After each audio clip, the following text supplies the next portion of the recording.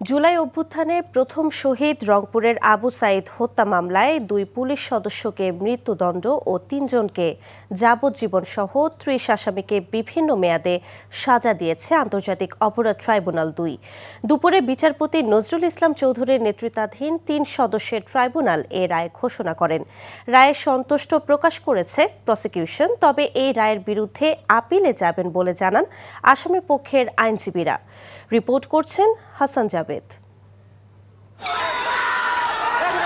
July August আন্দোলনে পুলিশের গুলিতে প্রথম নিহত হন বেগম রোকেয়া বিশ্ববিদ্যালয়ের শিক্ষার্থী আবু সাইদ। সেই হত্যার ঘটনায় ৩০ জনের বিরুদ্ধে বিচারিক কার্যক্রম শেষে রায় ঘোষণা করে আন্তর্জাতিক অপরাধ ট্রাইব্যুনাল।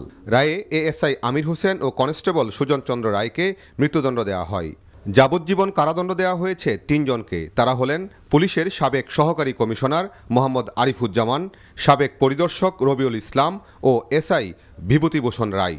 রোকেয়া বিশ্ববিদ্যালয়ের সাবেক ভিসি অধ্যাপক হাসিবুর রশিদ ও রংপুরের সাবেক পুলিশ কমিশনার মনিরুজ্জামান বেল্টু সহ ৫ জনকে ১০ বছর করে কারাদণ্ড দেওয়া হয়েছে।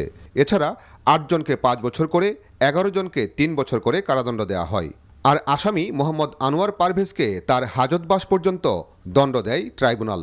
অন্য কোনো মামলা না থাকলে তিনি কারাগার থেকে মুক্তি পাবেন।